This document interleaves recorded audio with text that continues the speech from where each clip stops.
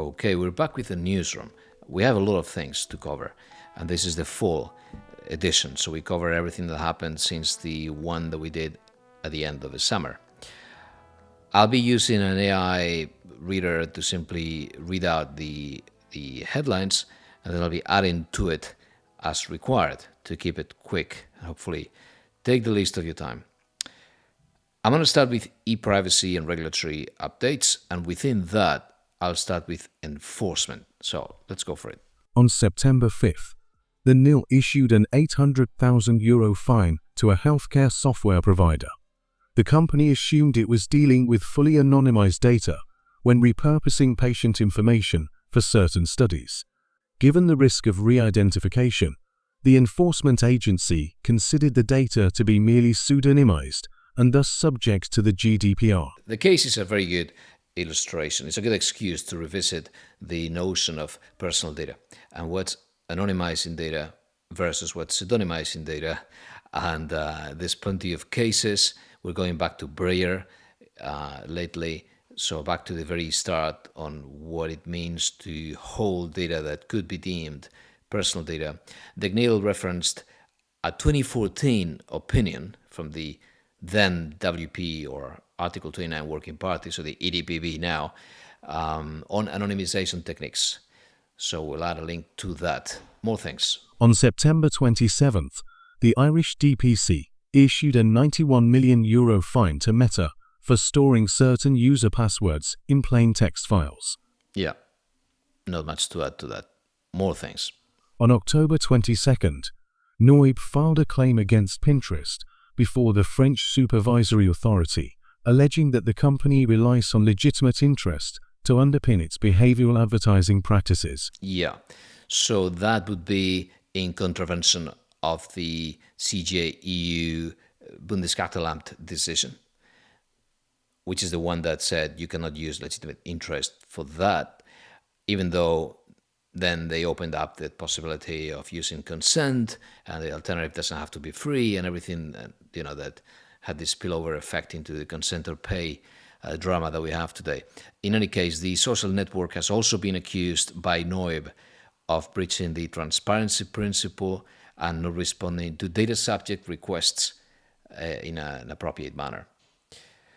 Another thing that is interesting is that NOIB went after Pinterest in France, even though there is a one-stop shop, and they're in Ireland. But the reality is that there's a joint controllership between the US entity and the European entity, and therefore the GDPR applies directly to the US entity, and so they could sort of go over the one-stop shop and attack them or file a claim before the CNIL, which in theory would be more aggressive in pursuing, in chasing Pinterest. So a similar scenario to Uber, right? Joint controllership between the US entity and its subsidiary.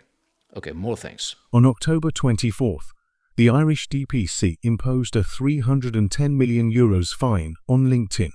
The professional social network is not properly applying a valid legal basis for targeted ads and the processing of first-party data about their members, despite referring to three separate grounds: consent, legitimate interest, and contractual necessity. Yeah, so in theory, none of these legal bases was properly applied. Behavioral advertising was not deemed an essential part of the contract. Apparently, if you rely on the contract, the legitimate interest test had not been done well, based on the little chart that the DPC released, again, and consent did not meet all of the conditions. So, again, the Article 411 conditions, right? So, freely given, specific, informed, and ambiguous, and so on. Okay, more. On October 30th, the California Privacy Protection Agency announced an investigative sweep of data broker registration compliance under the Delete Act. This law requires data brokers to register with the CPPA and pay a fee annually. Yeah, not much to add to that. Plenty of jubilation out there amongst those that hate data brokers. More stuff.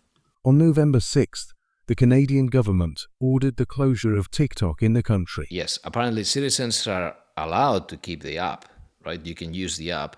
It's the offices, it's the premises of the subsidiary that have been closed. Okay, moving on to legal updates and guidelines, also court cases. Let's see what's new. On October 4th, the Court of Justice of the European Union resolved a famous dispute between the Royal Dutch Lawn Tennis Association and the Dutch DPA.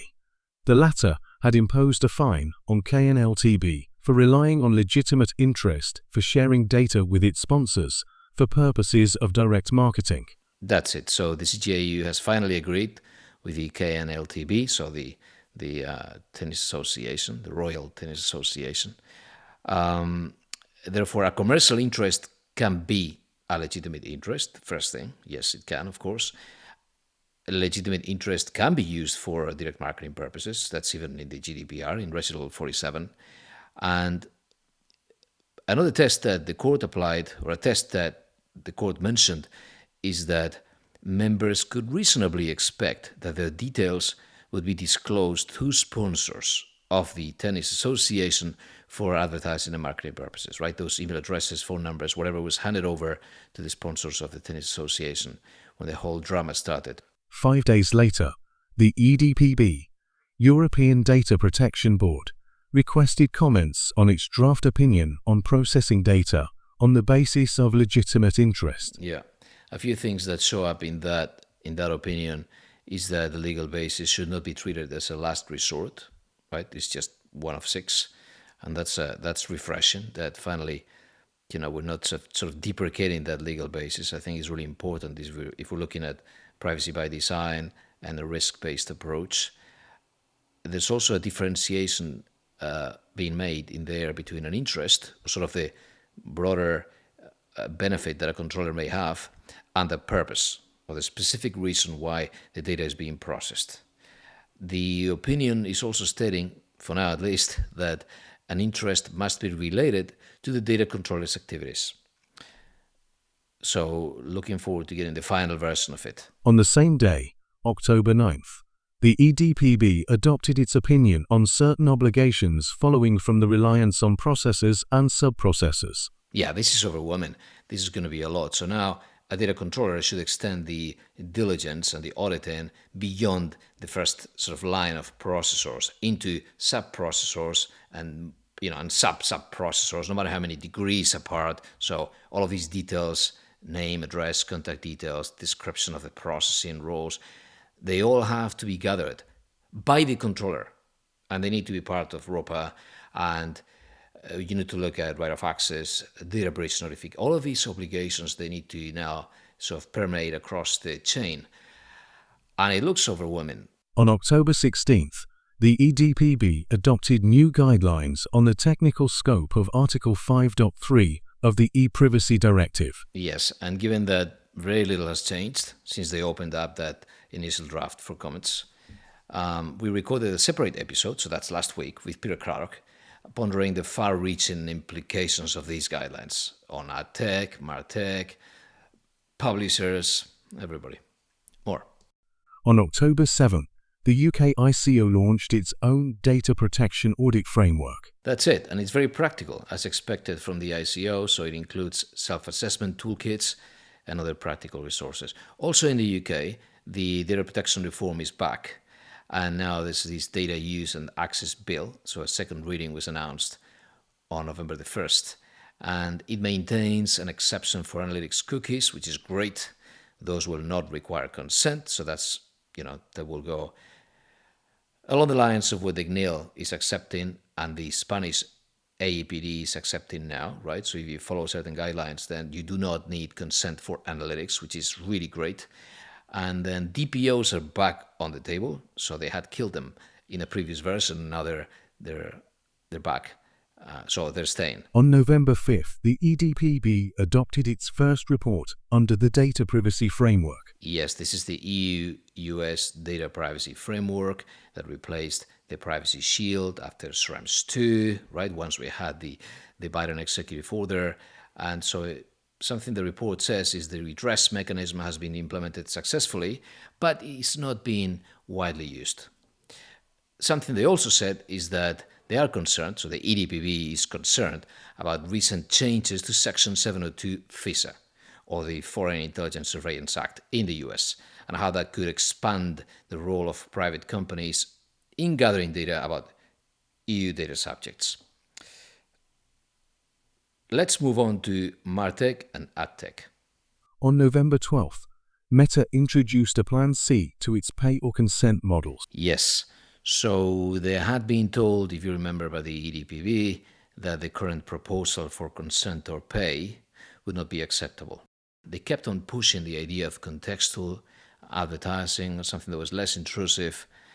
Anyway, what Meta is doing now is they lower the cost of the ads-free or ad-free subscription. So now it's nearly €6 on desktop and €8 on mobile apps. And now there's a third option. And this is going to use less data and remain mostly contextual. So in theory, pleasing the EDPB, the reality is that now it will compensate its decreased targeting capabilities with increased audience reach. So they're going to be showing ads, they call it ad breaks, that become unskippable for a few seconds. And in theory, that would comply with both the DMA, or Digital Markets Act, right? So as to combine personal data across multiple services, and the GDPR, so as to stick to the core elements of valid consent after all of these, decisions and court cases. A study conducted by Boston University has concluded that the Protected Audiences API can produce similar results to those of third-party cookies. Yeah, this is for retargeting. So this is what used to be called Fletch, within the Fletch sort of protocol within the privacy sandbox.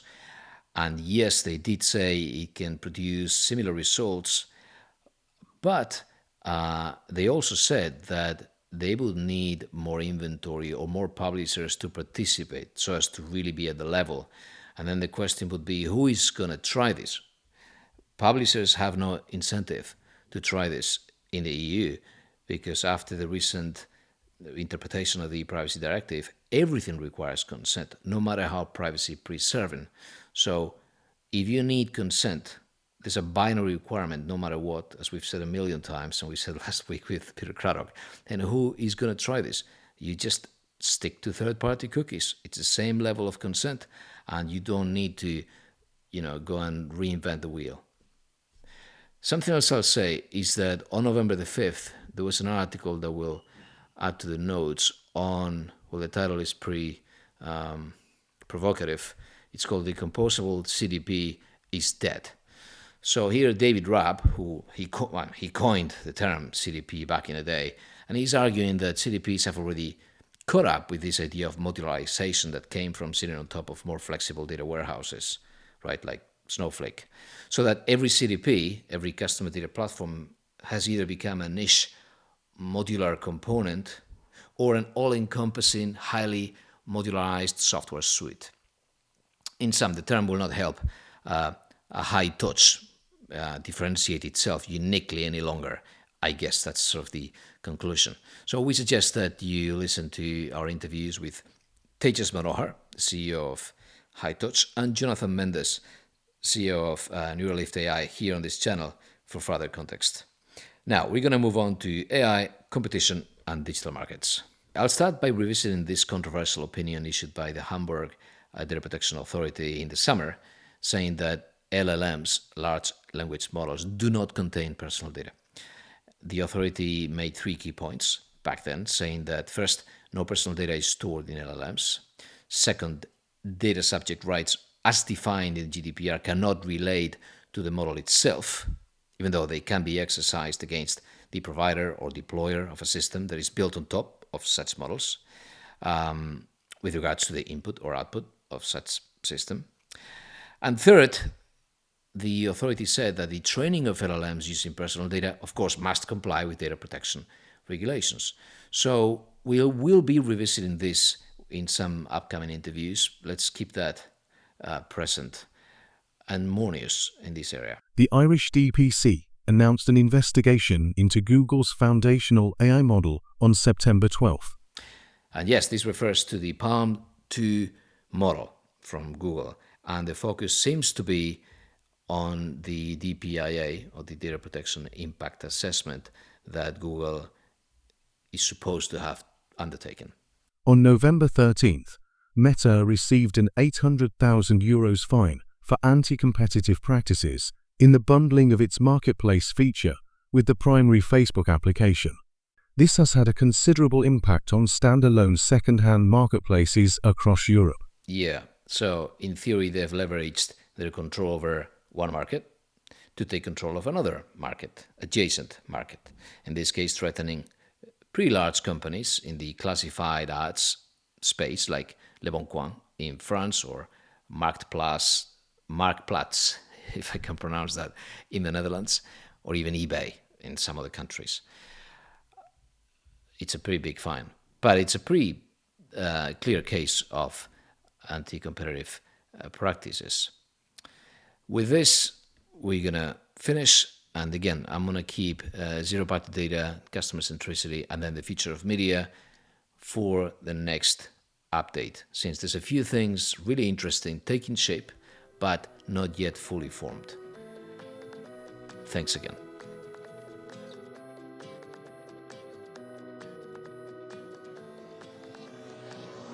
Okay, that's all for today. Please follow the Masters of Privacy channel on LinkedIn if you want to find some interview transcripts, cheat sheets, and other useful resources and surprises every now and then. On top of that, episode notes and other feeds are available on mastersofprivacy.com. Thank you for listening.